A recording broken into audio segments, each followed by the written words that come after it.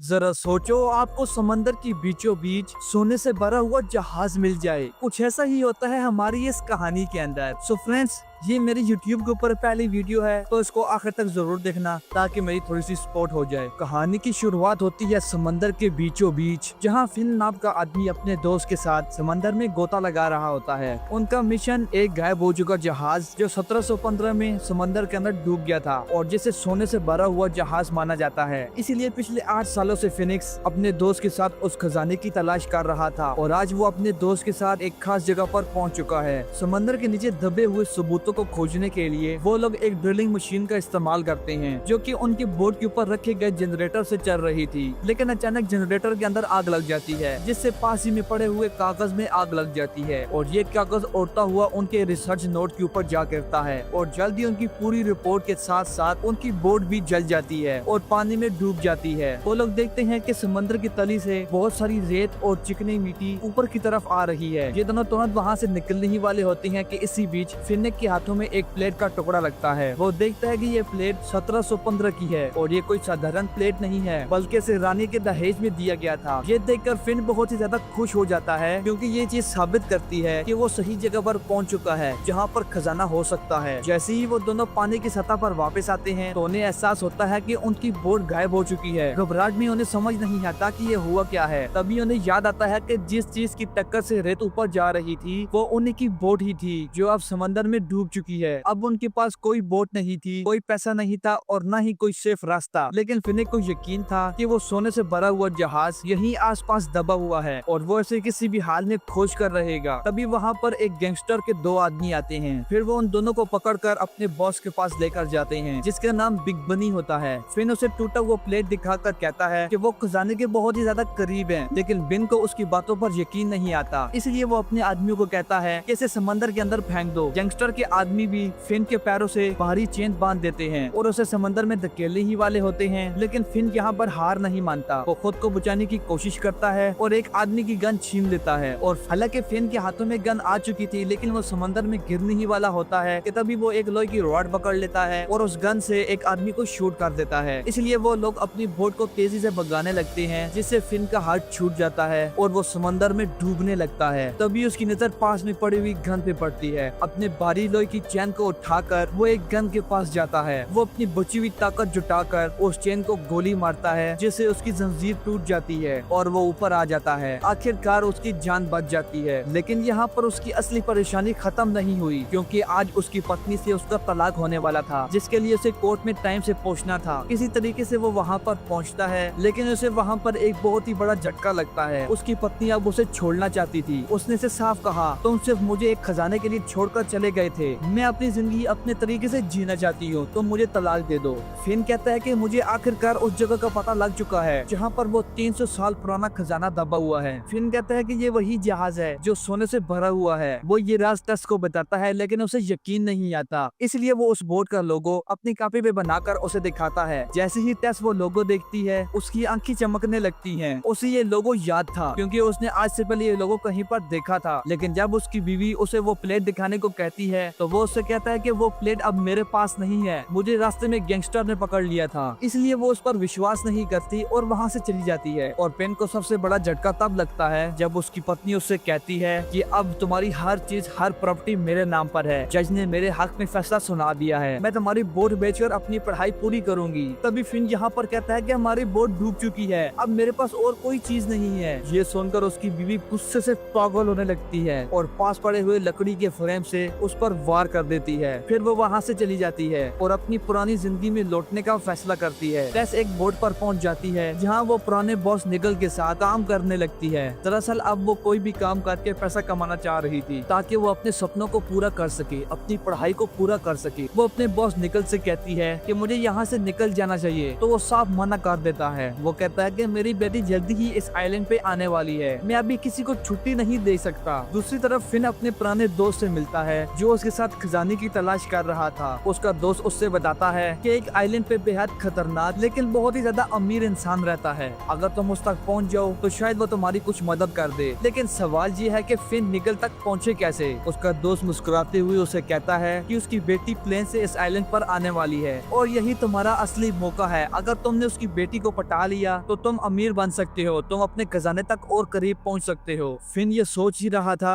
कि तभी हेलीकॉप्टर से एक लड़की उतरती है। ये निगल की बेटी एडली होती है। एडली एक बोट से आइलैंड की तरफ बढ़ ही रही थी कि तभी फिन उसे इम्प्रेस करने के लिए अपनी एक बोट लेकर उसके पीछे निकल जाता है। लेकिन तभी हवा तेज हो गई और अचानक एडली की टोपी उड़ जाती है। फिन उस टोपी को बचाने के लिए जी जान एक कर देता है ताकि वो उस लड़की को इम्प्रेस कर सके और वो उसके पिता निडल तक जा पहुंचे। हालांकि फिन टोपी को पकड़ भी लेता है, लेकिन इसी दौरान एडली की बोट फिन की बोट के ऊपर चढ़ जाती है, जिससे फिन पानी में डूब जाता है। एडली ने उसे तुरंत पानी से बाहर निकाला और उसे अपने जहाज पर ले आई। एडली अपने पिता से कहती है कि इस लड़के ने मेरी टोपी बचाने की कोशिश की, ये बहुत ही अच्छा इंसान है। तभी निकल फिन को रात के डिनर पर इनवाइट कर देता है। जब सब लोग डिनर टेबल पर बैठे हुए थे कि तभी वहाँ पर टेस भी आ गई। जैसे ही उसने फिन को देखा वो गुस्से से चिल्ला उठी, तुम यहाँ पर क्या कर रहे हो तुम? और वो गुस्से से सारा सामान इधर उधर फेंकने लगती है। निगल को एहसास हो गया कि ये दोनों एक दूसरे को पहले से जानते हैं। फिन ने इस बात का खुलासा किया कि हम दोनों पहले पति पत्नी थे, लेकिन अब सब कुछ खत्म हो चुका है। अब बात खजाने तक पहुंच चुकी थी। टेस और फिन दोनों ने निगल को बताया। उन्होंने कहा कि 1715 में जो सोने से भरा हुआ जहाज डूबा था वो हमें मिल चुका है। दरअसल ये 1715 में एक बहुत ही बड़ा कबीला इस समंदर से गुजर कर जा रहा था और साथ वो अपने राजा का खजाना भी लेकर जा रहे थे। उनमें से एक जहाज का नाम ओरेलिया था। कहा जाता है कि उसमें रखा गया खजाना राजा का सबसे अनमोल खजाना था और ये जहाज अब भी कहीं समंदर में खड़ा हुआ है और वो जगह मुझे मिल चुकी है। 1715 में वो पूरा कबीला सोने के साथ समंदर में डूब गया। फिर किसी ने उस जहाज को समंदर से निकालकर उसे कहीं पे छुपा दिया। ये काम किसी और ने नहीं बल्कि ओरेलिया जहाज की कप्तान ने किया था। उसने पूरा खजाना किसी अनजान जगह पर छुपा दिया और जहाज को समंदर में डुबो दिया। अब फिन कहता है कि मेरे पास सबूत है, क्योंकि मुझे समंदर के तल में जहाज का एक हिस्सा मिल चुका है। इसका मतलब है खजाना यहीं कहीं छुपा हुआ है। जब निगल ने ये पूरी कहानी सुनी तो उसने फैसला किया कि वो खजाने की खोज में तुम्हारी मदद करेगा। लेकिन अगले ही दिन एक बुरी खबर मिली। उस गैंगस्टर ने पूरे आइलैंड को खरीद लिया था। ये देखकर टेस को गुस्सा आ गया। उसको इस खजाने के बारे में कुछ भी नहीं पता था। उसने गुस्से से कहा कि उस गैंगस्टर ने पूरे आइलैंड को खरीद लिया तो हम खजाने को कैसे ढूंढेंगे। लेकिन फिन मुस्कुरा कर कहता है कि उसने आइलैंड खरीदा है, समंदर नहीं, और खजाना पानी के नीचे छुपा हुआ है। दूसरी तरफ वो और कोई नहीं बल्कि फिन का सबसे अच्छा दोस्त हंटर था। हंटर जोर से चिल्लाया, ये खजाना मेरा है, जहाँ से चले जाओ। फिन ने जवाब दिया कि जो पहले इसे ढूंढेगा खजाना उसी का होगा। अब फिन ने छुपके से पानी में छलांग लगा दी और नीचे छिपकर देखने लगा कि हंटर की टीम कर क्या रही है। वो देखता है कि हंटर की टीम पानी के नीचे जमीन पे डायनामाइट बिछा रहे हैं। वो लोग खजाने तक पहुंचने के लिए नीचे पड़ी हुई चट्टानों को उड़ाने वाले थे। अब फिन को ये सब रोकना था। उसने चुपचाप डायनामाइट के वायर काटने शुरू कर दिए, लेकिन गलती से उसने एक डायनामाइट की पिन खींच दी, जिससे एक छोटा सा धमाका हो गया, जिससे समंदर के नीचे मिट्टी उड़ी और अचानक एक पुरानी स्पेनिश तलवार फिन के हाथ में आ गई। समंदर के अंदर जैसे ही हंटर की टीम फिनिक को देखती है तो हंटर चिल्लाने लगता है कि ब्लास्ट मत करो, फिन नीचे है। उससे पहले कि वो लोग पुश कर पाते, फिनिक फिर से एक डायनामाइट के वायर को खींच लेता है, जिससे एक जबरदस्त विस्फोट होता है और चारों तरफ पानी और मलबा फैल जाता है और फिन उड़ते हुए बोट पर आ गिरता है। लेकिन तभी हंटर का ग्रुप उस पर हमला कर देता है और दोनों के बीच में जबरदस्त फाइट होती है। इसी दौरान वो तलवार निगल की यॉट पर जा गिरती है। आखिरकार हंटर की टीम फिनिक को पकड़कर उसकी बोट पे फेंक देती है। अब रात को फिनिक बैठकर सोच रहा होता है। उसी वक्त टेस भी सोच रही होती है। वो उससे बात करने के लिए उसके कमरे में जाती है, लेकिन फिन वहाँ पर नहीं होता। दरअसल फिन अकेले ही आइलैंड पे चला गया था, जहाँ पर उसका सामना गैंगस्टर के आदमियों से होता है। वो वहाँ से कुछ जानकारी निकालने की कोशिश करता है, लेकिन हंटर के आदमी उस पर हमला कर देते हैं। फिन उनसे लड़ने की कोशिश करता है, लेकिन तभी एक आदमी लकड़ी से उस पर वार कर देता है, जिससे वो वहीं पर बेहोश। जब उसे होश आता है तो वो खुद को गैंगस्टर के सामने बंधा हुआ पाता है। फिन गैंगस्टर से कहता है, जिस आदमी को तुमने खजाना ढूंढने के लिए भेजा है ना, वो मेरा बेस्ट फ्रेंड हुआ करता था, लेकिन वो तुम्हारे लिए कभी भी खजाना नहीं खोज पाएगा। गैंगस्टर थोड़ा सा हैरान हो जाता है, लेकिन फिन उससे कहता है, अगर तुम चाहो तो मैं तुम्हें खजाना ढूंढ कर दे सकता हूँ, बदले में बस मुझे 10% हिस्सा चाहिए होगा। गैंगस्टर जोर जोर से हंसने लगता है। वो कहता है कि मुझे पूरा के पूरा खजाना चाहिए, लेकिन अगर तुमने मुझे खजाना दिला दिया तो मैं तुम्हारी जान बख्श दूंगा। फिन के बस कोई और चारा नहीं होता, इसलिए वो उसकी बात मान लेता है। फिन तुरंत अपनी जान बचाकर निगल की यॉट पर वापस आता है, जहाँ पर टेस और उसके बाकी साथी वहाँ पर उसका इंतजार कर रहे होते हैं। टेस उसे तुरंत पूछती है कि तुमने गैंगस्टर से कि कितने पैसे लिए। फिन थोड़ा झिझकते हुए जवाब देता है, मैंने उसे $60,000 लिए हैं और अगर मैं उसे खजाना नहीं दे पाऊंगा तो वो मुझे मार डालेगा। अगली सुबह सारी टीम समंदर की तह में उस खजाने को ढूंढने के लिए निकल जाती है। पूरा दिन निकल जाता है लेकिन खजाने का कोई नामो निशान नहीं मिलता। सब लोग निराश होकर बैठ जाते हैं। टेस निराश होकर कहती है कि अगर वो खजाना यहीं पर था तो अब तक हमें मिला क्यों नहीं। फिन गहरी सोच में पड़ जाता है कि आखिरकार यहाँ पर खजाना हमें मिला क्यों नहीं, और वो कहता है कि वो सोने से भरा हुआ जहाज यहाँ पर होता तो अब तक किसी ने इतने साफ पानी में उस जहाज को देख लिया होता। इसी बीच निगल का कप्तान एक चौंकाने वाली बात करता है, कल एक बहुत ही बड़ा तूफान आने वाला है, हमें अपनी बोट को नॉर्थ बीच तक लेकर जाना होगा। फिन ये सुनकर चौंक जाता है और हंसने लगता है। वो कप्तान के पीछे जाता है और उससे पूछता है कि तुम बोट को नॉर्थ बीच तक क्यों ही लेकर जा रहे हो। जवाब में पायलट कहता है कि नॉर्थ बीच एक ऐसी जगह है जहाँ पर कोई चट्टान नहीं है, क्योंकि जब तूफान आएगा तो हमारा जहाज किसी भी चीज से नहीं टकराएगा। फिन यहाँ पर तुरंत समझ जाता है कि वो खजाना क्या पता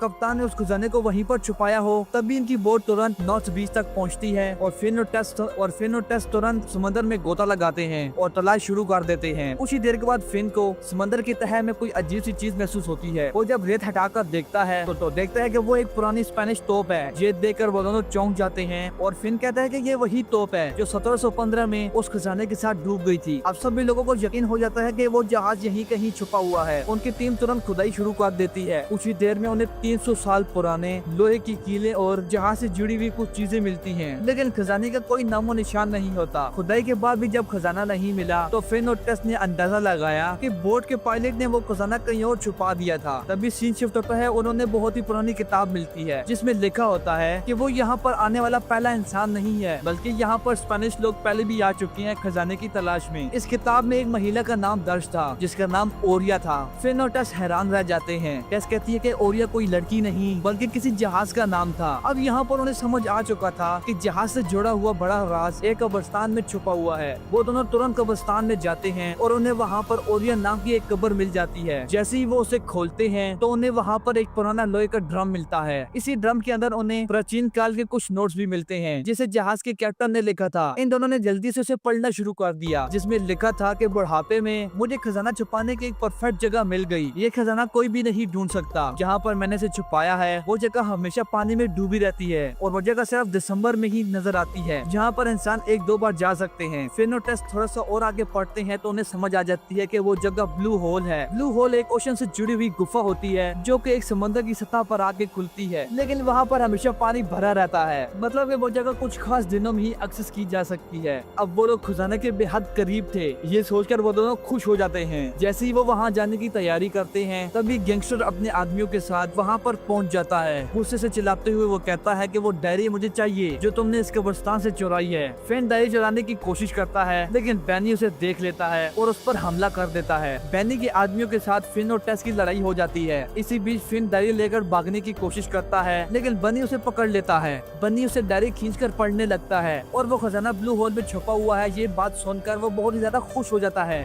फिन और टेस किसी तरीके से बाइक लेकर वहाँ से भाग जाते हैं, लेकिन रास्ते में टेस बाइक से गिर जाती है। फिन मुड़कर देखता है लेकिन वो बाइक पहाड़ी से नीचे गिरकर तबाह हो जाती है। गैंगस्टर को लगता है कि फिन मारा गया। वो अपने आदमियों के साथ टेस को पकड़ लेता है और उसे ब्लू होल के पास लेकर जाता है, क्योंकि अब उसे पता लग चुका था कि वो खजाना कहाँ पर है। वो टेस के पेट के साथ रस्सी बांधते हैं और उसे ब्लू होल में उतार देते हैं। जैसे ही टेस उस गुफा के अंदर पहुँचती है तो उसे पानी के अंदर एक सुरंग नजर आती है। वो जैसे ही उस सुरंग के अंदर जाती है तो उसे समंदर की तह में पड़ा हुआ बहुत सारा खजाना नजर आता है। वो जल्दी से अपनी रस्सी खोलती है और उस रस्सी को एक खजाने के बॉक्स के साथ बांध देती है, लेकिन तभी पानी का दबाव अचानक से बढ़ने लगता है। टेस के हाथ से खजाने का बॉक्स छूट जाता है और वो सोने के सिक्के पानी के प्रेशर के साथ ऊपर सतह पे आकर गिरते हैं। गैंगस्टर के लोग ये देखकर समझ जाते हैं कि वो खजाना यहीं पर है। वो सभी लोग पानी में कूद पड़ते हैं। दूसरी ओर हम देखते हैं कि फिन अभी भी जिंदा है और वो अपने पुराने दोस्त की मदद मांगता है और उसे कहता है कि तुरंत ब्लू होल पहुंचो। वो खुद भी ब्लू होल तक पहुंच जाता है। जैसे ही वो वहाँ पर पहुंचता है तो बनी उसे देख लेता है और उस पर गोली चलाने लगता है, लेकिन फिन किसी तरीके से बचते हुए ब्लू होल तक पहुंच जाता है और देखता है कि टेस नीचे फंसी हुई है और वो तुरंत ब्लू होल में कूद जाता है। टेस तुरंत समझ जाती है कि पानी का प्रेशर बढ़ने वाला है, इसलिए वो जल्दी से फिन को भी रस्सी से बांध देती है ताकि वो दोनों एक दूसरे का सहारा बन सकें। इसी बीच बनी का एक आदमी खजाने का बॉक्स लेकर बनी तक पहुंच जाता है। बनी उसे पूछता है कि मेरा दूसरा आदमी कहाँ पर है। वो कहता है कि दूसरा आदमी पानी के अंदर है। तभी ब्लू होल से लाल कलर का पानी ऊपर आने लगता है। असल में बनी का दूसरा आदमी पानी के प्रेशर से मर चुका था। ये देखकर बनी गुस्से से पागल हो जाता है और वो अपने आदमी से कहता है जाके उन दोनों को मार डालो।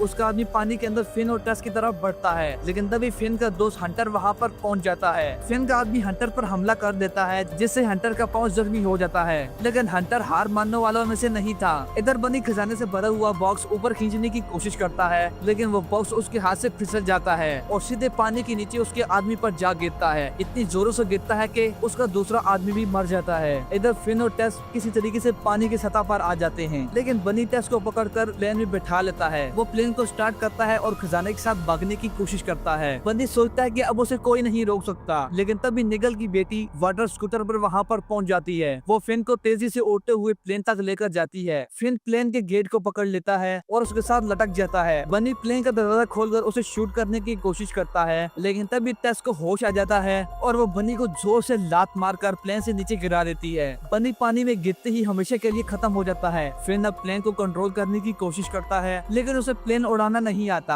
आखिरकार उससे प्लेन क्रैश हो जाता है, लेकिन फिन और टेस किसी तरीके से अपनी जान बचा लेते हैं। और तभी सीन यहाँ से शिफ्ट होता है कुछ दिनों के बाद, जहाँ वो सभी लोग उस खजाने की वजह से करोड़पति बन चुके हैं। उन्होंने स्पेनिश जहाज से मिले हुए पूरे खजाने को म्यूजियम में रखा दिया होता है, जहाँ पर दुनिया भर के लोग उसे देखने के लिए आते हैं। इसी के साथ दोबारा से फिन और टेस की शादी भी हो जाती है और अब उसके बाद नया मेहमान भी आने वाला होता है। यहीं पर हमारी कहानी का एंड होता है। सो फ्रेंड्स, अगर आपको ये खजाना मिल जाता तो आप सबसे पहले कौन सी चीज खरीदते, प्लीज कमेंट में मुझे जरूर बताना है। और आपको ये मेरी एक्सप्लेनेशन कैसी लगी, प्लीज कमेंट करके जरूर बताना। मिलते हैं अगली वीडियो में, तब तक के लिए बाय बाय।